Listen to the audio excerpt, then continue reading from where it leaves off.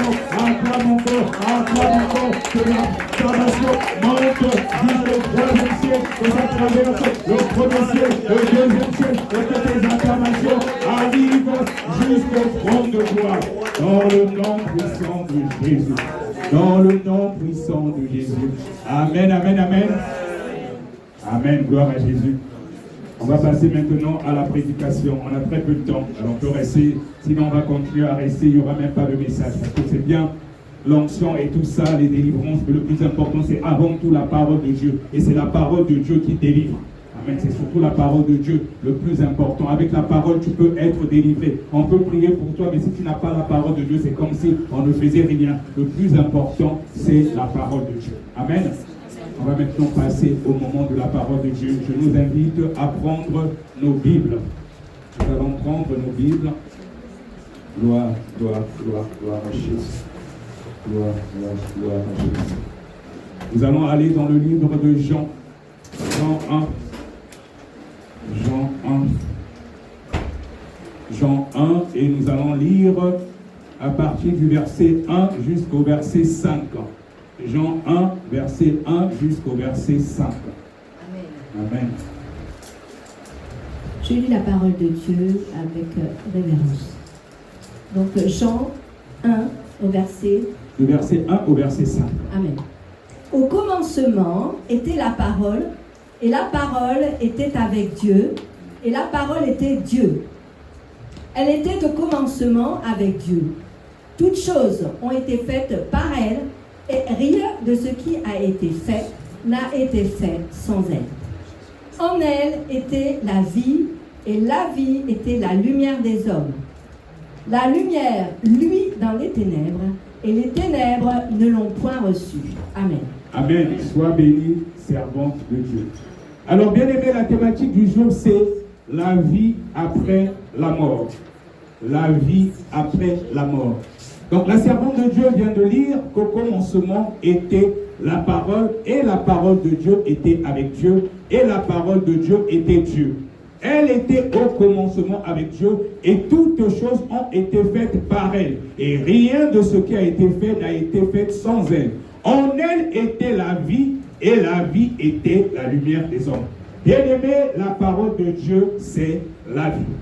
Quand tu n'as pas la parole de Dieu en toi, quand elle n'est pas enracinée en toi, c'est comme si tu étais sans vie. C'est comme si quelque part tu es déjà mort. Il y a beaucoup de personnes, bien qu'étant vivantes, comme elles n'ont pas la parole de Dieu en elles, elles n'ont pas Christ Jésus en elles, c'est comme si elles étaient mortes. Elles croient qu'elles sont en vie, alors que dans les spirituels, elles sont mortes. Au verset 4, il est dit, en elle était la vie, et la vie était la lumière des hommes. La lumière, lui, dans les ténèbres, et les ténèbres ne l'ont point reçue. Oui, bien aimé, la vie ne peut coexister avec la mort. Les ténèbres ne peuvent cohabiter avec la lumière. La parole de Dieu, c'est la vie. Et quand tu n'as pas cette parole, dans le spirituel, tu es mort. Alors, quand on parle de la mort, bien aimé, il y a la mort physique, il y a aussi la mort spirituelle.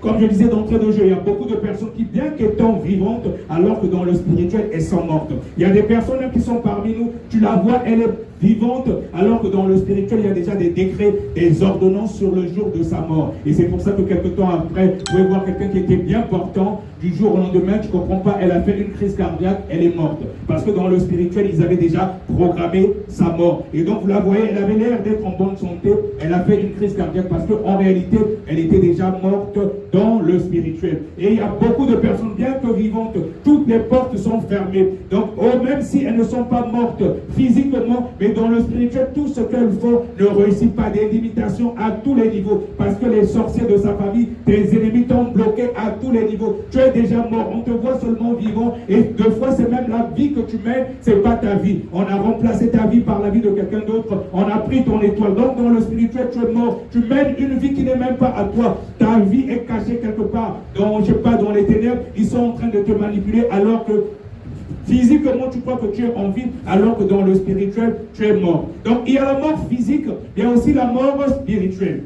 Et quand on parle de la mort physique, c'est la mort que nous connaissons tous quand nous perdons un être cher, quand nous perdons un enfant. Voilà, ça c'est la mort physique. Et quand on parle de la mort physique, quand nous partons dans le dictionnaire, dans le Larousse français, il est dit que la mort, c'est la cessation complète et définitive de la vie d'un être humain. Et c'est comme ça que le dictionnaire parle de la mort. Il dit que c'est la cessation complète et définitive d'un être humain. Là, il s'agit de la mort physique. Et souvent, on dit, il a rendu l'âme quand la personne, elle est morte définitivement. Mais cependant, bien aimé, vous devez savoir que nous sommes faits du corps, de l'âme et de l'esprit. Nous sommes faits du corps, de l'âme et de l'esprit. Et la mort dont parle le dictionnaire, il s'agit de la mort physique. Et il y a différents endroits. Comme nous sommes faits du corps, de l'âme et de l'esprit, le corps, l'âme et l'esprit, tous les trois ne vont pas au même endroit. Donc chaque partie de nous, parce que nous sommes tripartites de corps, âme et esprit, chaque partie de nous ne va pas au même endroit avant la mort. Donc on va dire après plutôt la mort. Et comme je disais que la thématique c'était la vie après la mort. Donc on va déjà commencer par le corps physique que nous avons. Ce corps que donc beaucoup essaient comment dirais-je, d'améliorer, d'embellir. Où va ce corps après la mort? Nous allons aller dans le livre de Ecclésiaste 3, le verset 20, si tu peux lire ma sœur Rachel. Ecclésiaste 3, le verset 20. Ecclésiaste 3, le verset 20. Ecclésiaste 3, le verset 20. Amen. Amen. La parole de Dieu au nom de Jésus-Christ. Tout va dans un même lieu. Tout a été fait de la poussière et tout retourne à la poussière. Amen. Amen. Alors donc, ce corps est physique et ce corps est poussière. Comme on a l'habitude de dire quand quelqu'un meurt, poussière nous sommes, poussière nous retournerons. Donc comme tu es poussière, comme nous venons de lire dans le livre d'Ecclésiaste 3, le verset 20, tu retournes à la poussière. Ce corps que le diable fait croire aux gens que c'est important. À vrai dire, parmi les trois entités, le corps, l'âme et l'esprit, celui qui ne sert vraiment à rien, c'est cette carapace-là. C'est cette carapace que le diable fait croire aux gens que ça sert à quelque chose.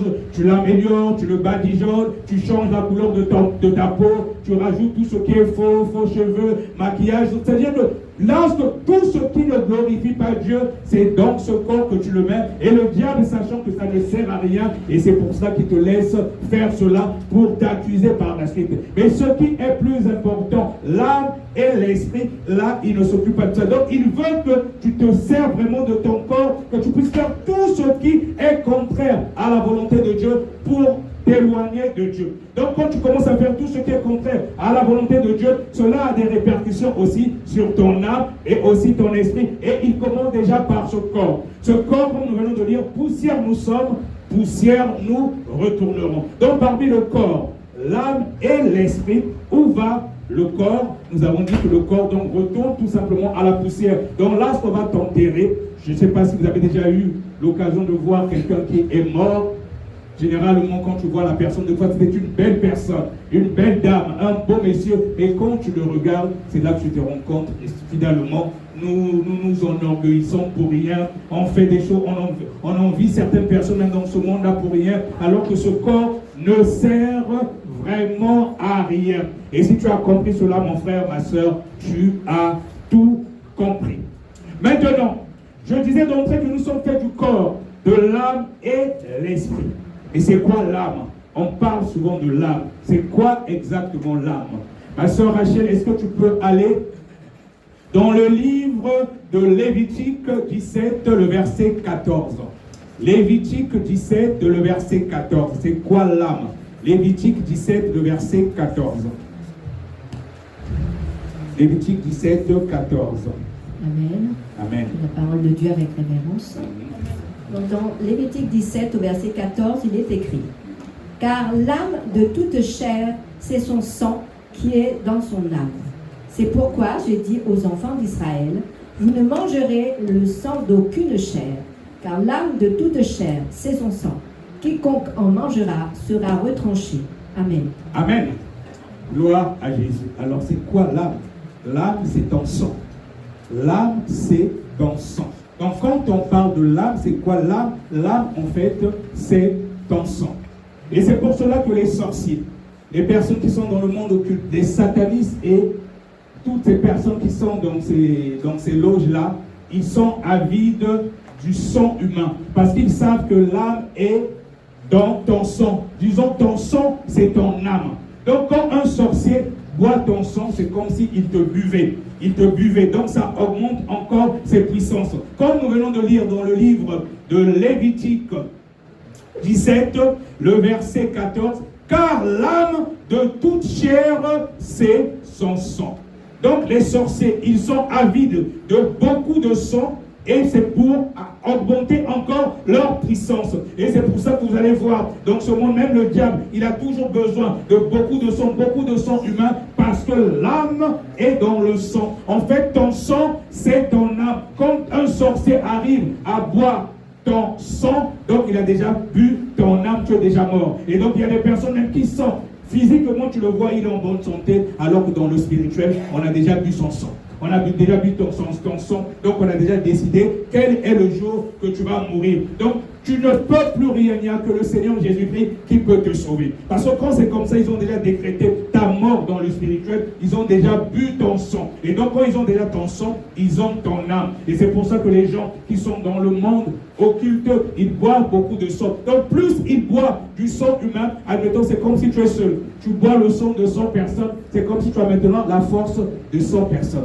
Et c'est comme ça que ça se passe dans le spirituel. Et comme nous, les enfants de Dieu, comme on a dit que l'âme, c'est le sang. Pareil pour les gens qui sont dans le monde occulte, comme le diable, il copie tout ce que fait le Seigneur Jésus-Christ. Eux, ils boivent le sang humain pour être forts, mais nous avons juste le sang de Jésus-Christ. On n'a pas besoin de plusieurs sangs. Juste le sang de Jésus-Christ, quand tu le bois, ça te donne la force. Amen. Donc, de la même façon que les gens qui sont dans le monde occulte, ils boivent le sang humain. Toi, quand tu prends le sang de Jésus, ça te donne la force du buffle et plus personne ne peut t'atteindre. Et c'est pour ça que c'est important, même dans le spirituel. Quand tu ne bois pas, quand tu n'as pas forcément le sang physiquement, prends l'habitude quand tu es chez toi à la maison, tu es peut-être persécuté, tu sens des oppressions, prends l'habitude de boire le sang de Jésus. Parce que quand tu bois le sang de Jésus, c'est comme si tu es en train de boire le Seigneur Jésus-Christ lui-même. L'âme, c'est le sang. Donc plus tu bois le sang de Jésus, ça augmente encore ta force. Ça augmente encore ta force. Et même quand nous prenons la scène de façon symbolique, le Seigneur Jésus-Christ a dit de faire cela en mémoire de lui. Donc quand nous prenons la scène dans le spirituel, ça augmente aussi la force. De fois, même si un sorcier pouvait t'atteindre, rien que par la scène, même à la maison, vous pouvez prendre l'habitude de le faire. Il y a encore une sœur qui m'a appelé la semaine dernière. Elle avait passé un moment de jeûne et elle a fait une scène. Elle voulait que je puisse prier pour la scène afin qu'elle le prenne. J'ai prié, mais après je l'ai expliqué, je ne suis pas obligé de prier pour la scène. Tu es une servante de Dieu. Toi-même, tu peux prendre, je ne sais pas, le jus de raisin, tu prends, je ne sais pas, le pain sans levain. Tout est dans la symbolique. Du moment que tu considères que le jus de raisin là est maintenant le sang de Jésus, dans le spirituel, ça devient le sang de Jésus. Tu n'as pas besoin de ton pasteur pour prier. Toi-même, tu es un enfant de Dieu. Du moment que tu considères que le pain sans levain, c'est le corps de Jésus, donc dans la symbolique, dans le spirituel, à l'instant même, si Dieu peut t'ouvrir les yeux, tu vas voir que ce n'est plus le pain que tu vois, ce n'est plus le jus de raisin que tu vois. Dans le spirituel, cela a maintenant une autre connotation. Et quand tu prends ça, quand tu as l'habitude de le faire, rien que cet acte-là, ça peut t'empêcher de faire certaines choses. Ça peut même essayer d'établir une barrière entre les sorciers de ta famille et toi. Et je conjure aux familles, monsieur et madame et les enfants, prenez l'habitude de prendre la scène à la maison. Vous n'avez pas besoin que le pasteur prie pour vous. Quand nous lisons la Bible, le Seigneur Jésus-Christ, il nous a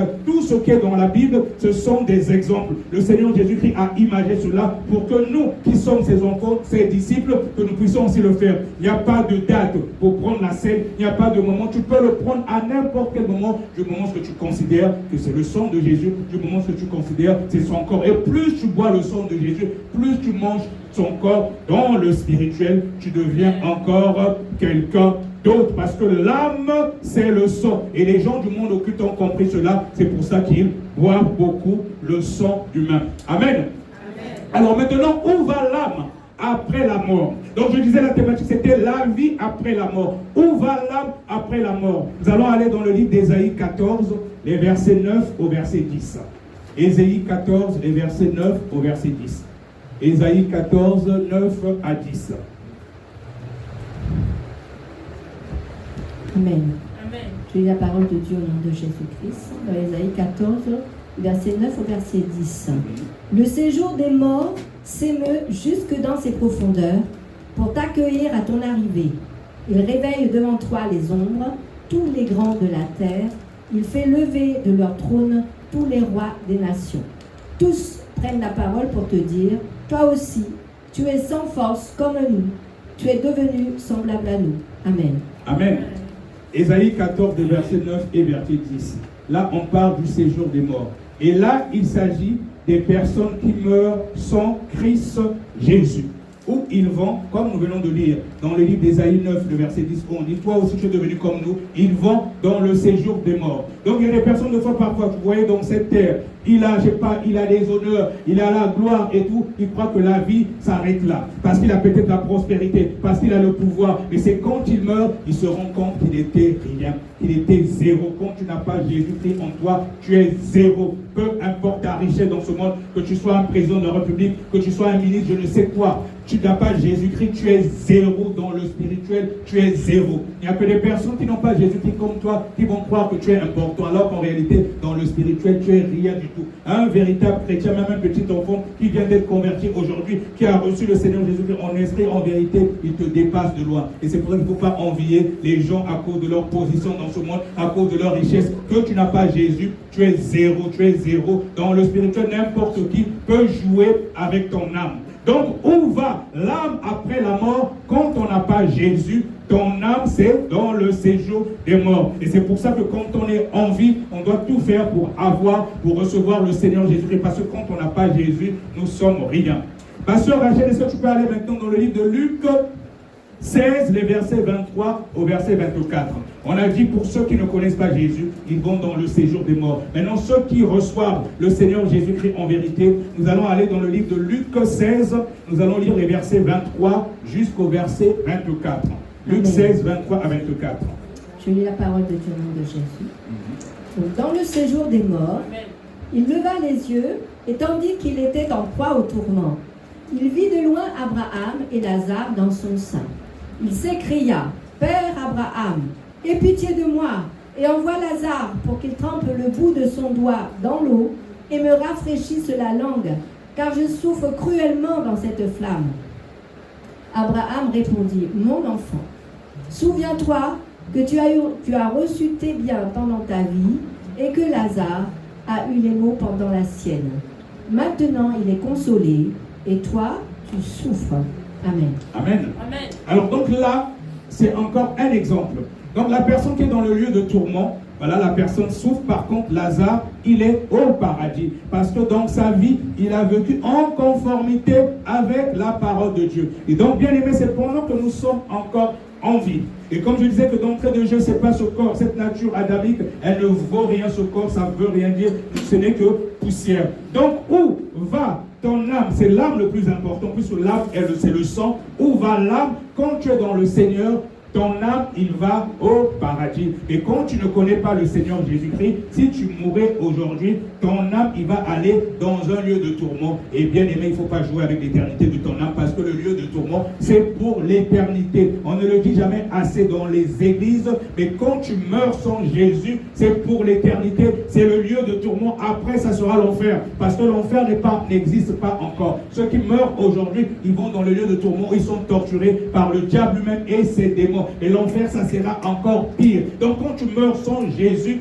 tu es dans le lieu de tourment, comme nous venons de le lire. Mais quand tu meurs avec Jésus, tu es au paradis. Et c'est pour l'éternité. Il ne faut pas jouer avec ça. Bien aimé, déjà, au niveau de notre corps, quand on te fait du mal, tu souffres, tu vois que ça fait mal. Mais je te garantis, quand c'est l'âme, ça fait encore plus mal que le mal que tu peux ressentir quand tu as ce corps-là. Et c'est pour cela qu'il ne faut pas jouer avec l'éternité de ton âme. Parce qu'il est même dit que quand cela va arriver, même rien que pendant l'enlèvement, il y a des gens qui vont chercher à mourir, mais ils ne mourront pas. La mort va même fuir. Il y a beaucoup de témoignages déjà en ce sens. C'est-à-dire qu'on va te torturer. Ça va te faire tellement mal que tu auras envie de mourir. On a écouté beaucoup de témoignages d'anciens satanistes, d'anciens sorciers, même des personnes que le Seigneur a enlevé, ces personnes-là qui sont mortes. Et ils ont vu comment on les torture en ce lieu-là. C'est-à-dire qu'on peut même commencer à te découper depuis la tête jusqu'aux pieds. C'est-à-dire que tous les péchés que tu faisais dans ce monde, c'est comme ça qu'on va te torturer aussi dans ce monde-là. Tellement que ça va faire mal. C'est à un moment, c'est comme si...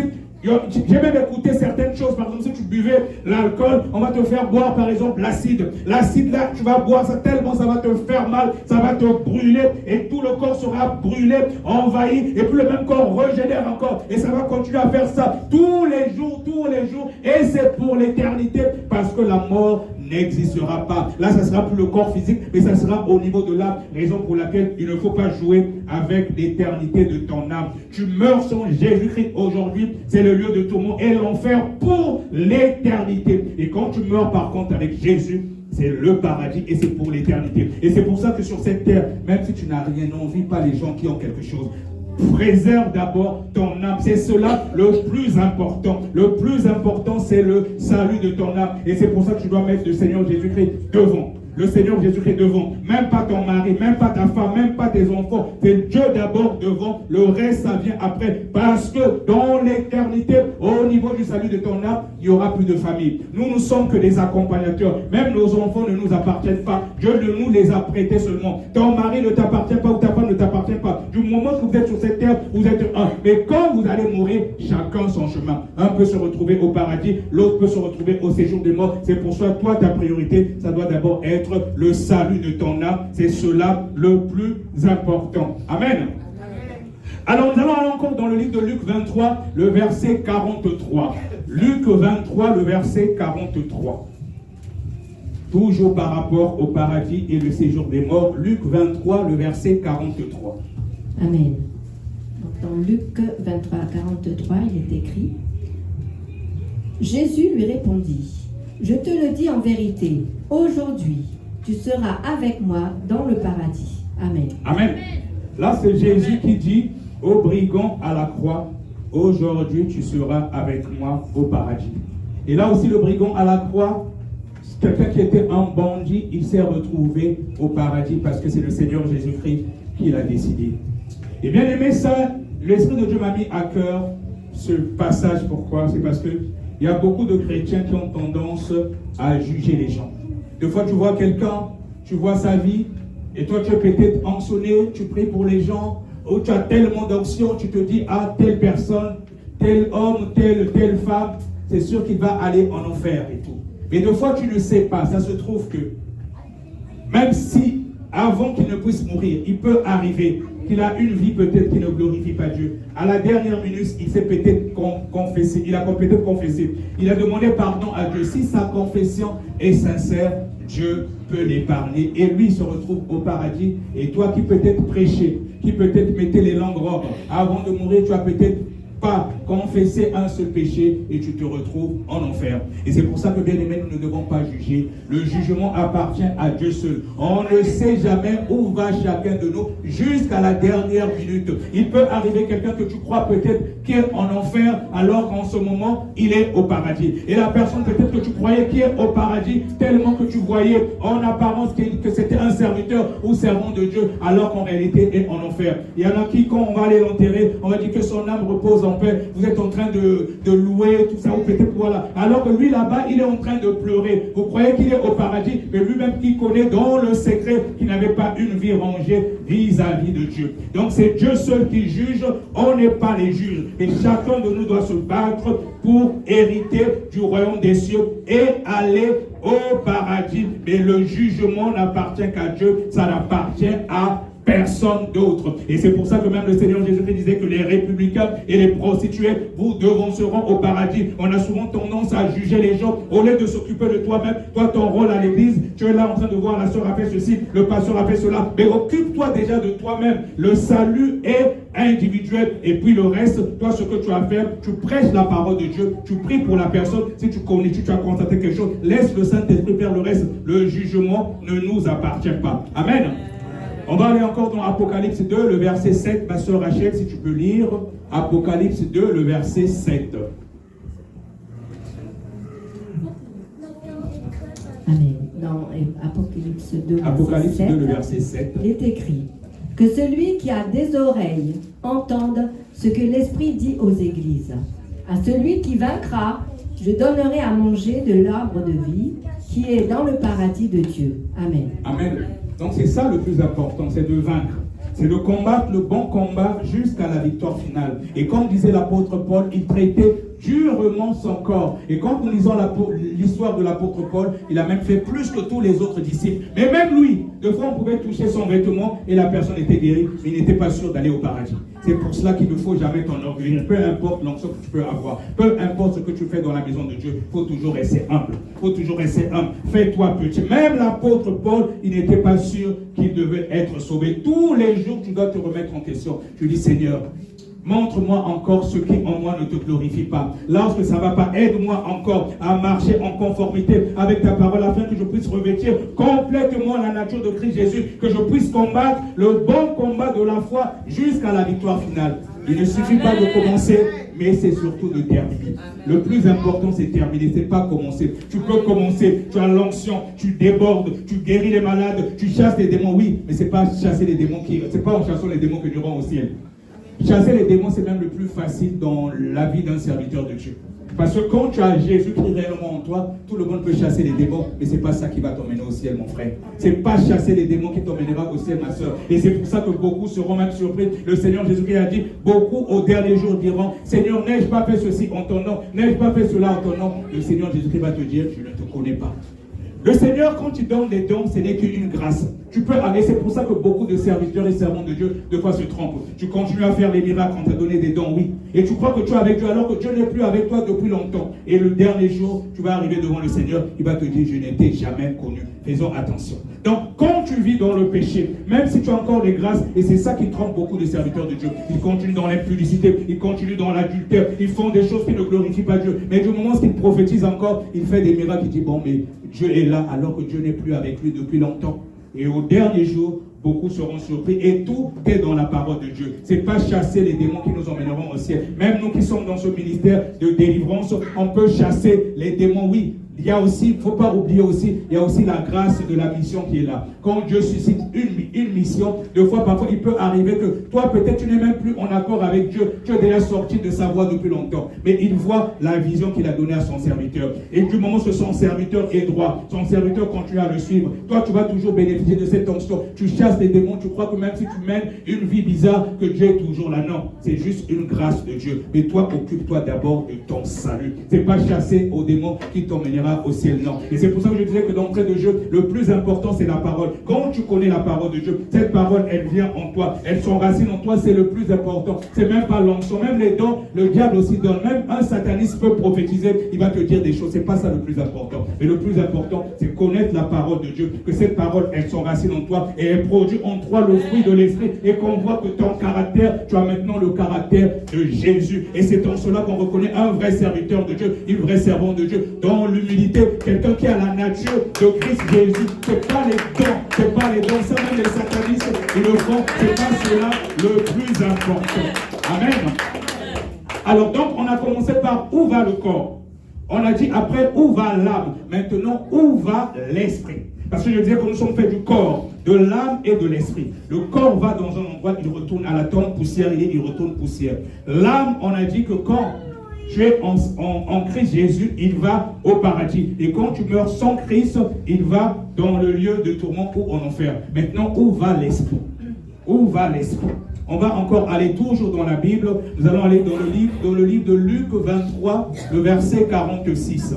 Luc 23, le verset 46. Si tu peux lire, ma soeur Rachel. Luc 23, le verset 46.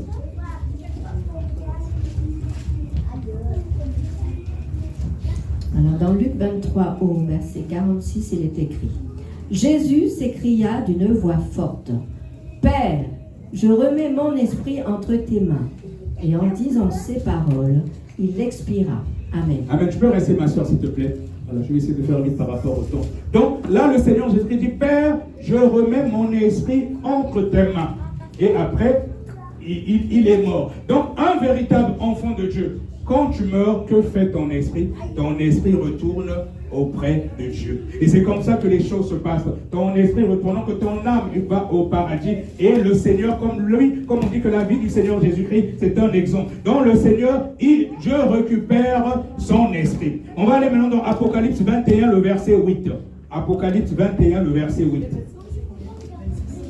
Apocalypse 21, le verset 8. Alors, dans Apocalypse 21, au verset 8, il est écrit: mais pour les lâches, les incrédules, les abominables, les meurtriers, les impudiques, les enchanteurs, les idolâtres et tous les menteurs, leur part sera dans les temps ardents de feu et de soufre, ce qui est la seconde mort. Amen. Ce qui est la seconde mort. Et donc, comme je disais déjà d'entrée, il y en a qui sont déjà morts, bien qu'étant vivants, alors que dans le spirituel, ils sont morts. Et donc, quand tu meurs, en plus de l'enfer, le séjour de mort, et il arrivera après que tu vas te retrouver un jour comment dirais-je, en plus du séjour de mort, tu vas te retrouver un jour en enfer, parce que l'enfer n'existe pas. Et c'est pour ça que vous allez remarquer aussi, je disais que quelqu'un qui vit dans le Seigneur Jésus-Christ a donné un exemple: je remets mon esprit entre tes mains. Dans le Seigneur, Dieu, il a récupéré l'esprit du Seigneur Jésus. Quand nous mourrons dans le Seigneur, Dieu Tout-Puissant, il récupère l'esprit. Maintenant, où va l'esprit des personnes qui meurent sans le Seigneur? C'est le diable qui récupère. Donc nous, quand nous vivons avec le Christ Jésus, quand nous mourons, Dieu récupère notre esprit. Mais ceux qui meurent sans le Seigneur, c'est le diable qui récupère leur esprit. Et c'est pour ça que vous allez voir, quand par exemple un sorcier, comme on dit couramment dans le monde, on t'a mangé. Admettons que tu devais vivre jusqu'à 50 ans. Les sorciers de ta famille, comme tu n'avais pas Jésus, ils ont fait leur truc dans leur monde bizarre là, et il est arrivé que tu meurs. Au lieu de mourir à 50 ans, tu meurs à 30 ans. Donc ça veut dire qu'il restait encore 20 années pour vivre. En réalité, tu n'es pas mort. Les gens croient que tu es mort, on va même t'enterrer, mais en réalité, tu n'es pas mort.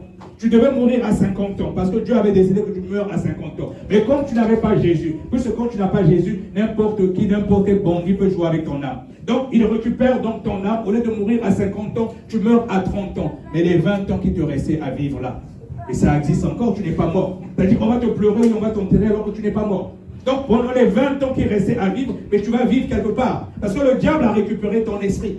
Il a récupéré ton esprit, tu vas être esclave quelque part, tu vas travailler pour des gens. Il y a des personnes, des fois, parfois, que vous voyez qui sont même riches dans ce monde, qui ont des grosses entreprises. Il y a des personnes, des fois, dans leur entreprise qui sont des démons en chair. C'est-à-dire, c'est des personnes, c'est-à-dire que ce sont les esprits, des personnes qui ne sont pas totalement mortes. Le diable récupère ton esprit et il te transforme en un démon, parce qu'il fait ce qu'il veut maintenant de toi. Donc, tu vas servir comme un esclave dans différents endroits. Et il y a des personnes, même des fois, parfois, qui ont beaucoup de richesses, des grandes plantations et tout ça. Toutes les personnes qui travaillent là, ce n'est pas forcément des personnes comme toi et moi. Il y en a même qui sont des démons en chair. Donc, comme on a récupéré ton esprit par le diable, il va faire pendant les 20 ans ce qu'il veut de toi. Et c'est pour ça que vous allez entendre souvent, telle personne, elle est morte, on dirait qu'on l'a vue, elle est apparue quelque part. Oui, parce que tu n'étais pas réellement mort. Parce que quand tu meurs sans Jésus, c'est le diable qui récupère ton esprit. Il peut faire n'importe quoi de ton esprit. Tu deviens esclave quelque part jusqu'à ce que tu vas finir le nombre d'années qui était prévu. Donc si tu veux mourir à 50 ans, tu vas travailler encore pour le diable pendant au moins 20 ans. Mais quand tu vas finir de travailler pour lui là, et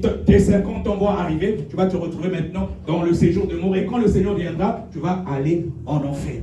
Donc s'il faut faire très attention. Il n'y a rien de mieux que de vivre avec Jésus. Il ne faut pas envier les personnes qui sont dans ce monde, qui ont de la prospérité. Il n'est pas interdit de la prospérité. Bien au contraire, Dieu veut que nous soyons prospères comme prospère l'état de notre âme. Mais ce qui est important, dans l'intention, il peut te donner la richesse, mais pour quelle intention? Pour que ton âme soit sauvée. Mais si la richesse va te perdre, Dieu ne te donnera jamais la richesse. Parce que le plus important, ce n'est pas l'âme. Ce n'est pas ce corps, mais c'est plutôt l'âme et l'esprit. Donc Dieu ne permettra pas que son enfant puisse aller en enfer, parce que Dieu, il nous aime tellement. Et tous les jours, même quand tu fais tes bêtises, tu es dans la prostitution, tu es dans l'homosexualité, tu es dans la sorcellerie, tu continues à faire tes bêtises. Dieu, tous les jours, il te donne encore l'occasion de te repentir. C'est pour ça qu'il renouvelle ton souffle de vie tout le temps. Tout le temps. Mais il ne fait que te rappeler. Il fait cela parce qu'il t'aime. Il ne veut pas que tu ailles en enfer. Mais toi, tu continues dans tes bêtises. Plus tu vas insister comme ça, il arrivera un moment, le diable va récupérer ton âme. Et c'est le séjour de mort, puis l'enfer pour l'éternité. Et bien aimé, c'est pour ça que nous ne devons pas jouer avec l'éternité de notre âme. Le Seigneur Jésus-Christ vient bientôt. Tous les jours, nous devons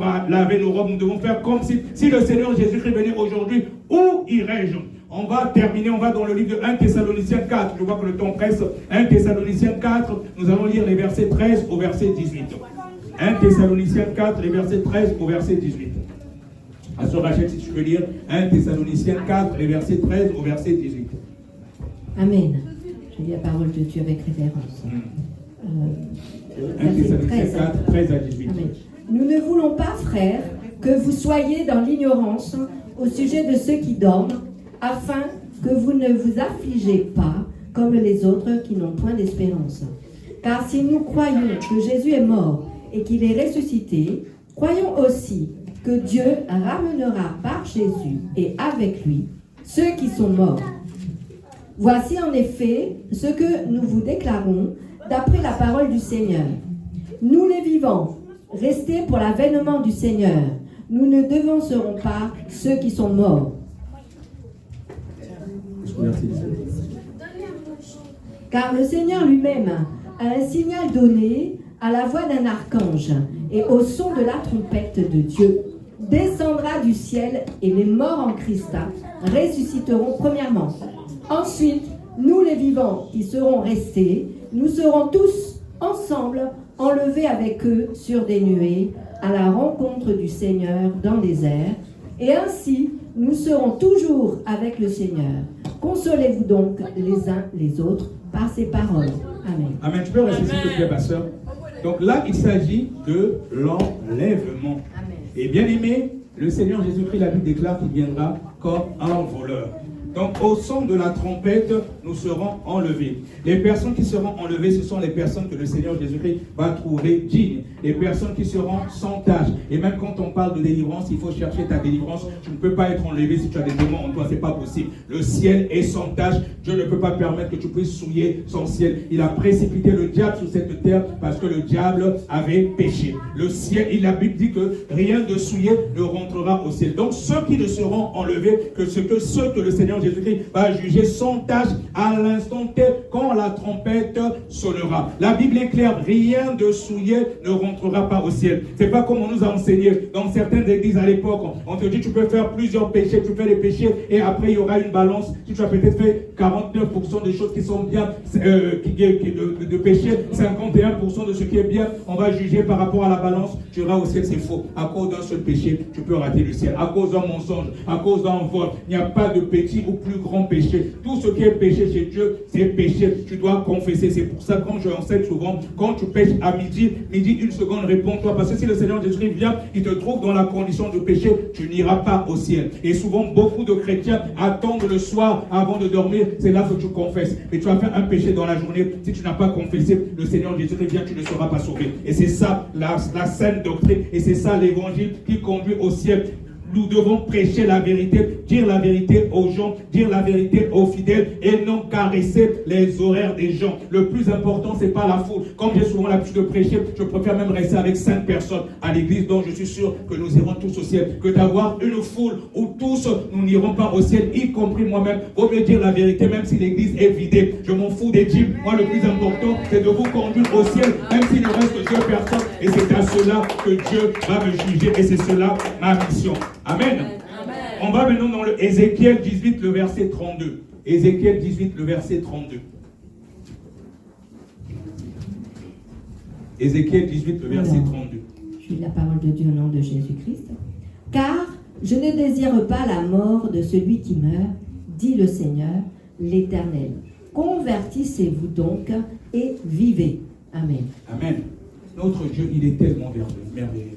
Là, il nous rappelle dans Ézéchiel, il ne désire pas la mort de ceux qui meurent. Donc le Seigneur, quand une seule âme, quand il perd même une seule âme, il est tellement attristé. Dieu nous aime, même si tu es un grand sorcier, tu es un grand sataniste, tu es une prostituée, tu es, je sais pas, un voleur, un brigand. Le Seigneur Jésus-Christ dit encore dans Ézéchiel 18, 32, il ne veut pas la mort de ceux qui meurent. Ça lui fait tellement mal quand une seule personne n'est pas sauvée. La même façon, il est dans la Bible, une seule âme qui est sauvée, mais c'est la joie au ciel. Les anges sont dans la joie. Mais une seule personne aussi qui n'est pas sauvée, Dieu, ça lui fait mal. Et c'est pour ça qu'il dit, convertissez-vous donc. Donc le Seigneur te parle encore aujourd'hui. Peu importe là ce que tu étais, peu importe ce que tu as eu à faire, toi tu connais ce que tu fais dans le secret. Ton péché mignon là que tu aimes, tu crois que personne te voit, le Seigneur te voit. S'il venait aujourd'hui, tu ne seras pas sauvé. Mais il te dit tout simplement qu'il ne te juge pas. Le Seigneur, il ne te juge pas, il ne te condamne pas. Ce qu'il veut, que tu puisses renoncer à ton péché et que tu reviennes au premier amour. Parce que s'il venait aujourd'hui, il te trouve dans cette condition, il te dit de te convertir. Il ne te condamne pas. Comme il avait dit à la femme prostituée, je ne te condamne pas, mais va et ne pêche plus. Va et ne pêche plus. Et c'est ce que le Seigneur Jésus-Christ te dit encore ce jour. Mon bien-aimé, il ne faut pas jouer avec l'éternité de ton âme. Jésus revient bientôt. Amen. Est-ce qu'on peut acclamer pour la parole de Dieu?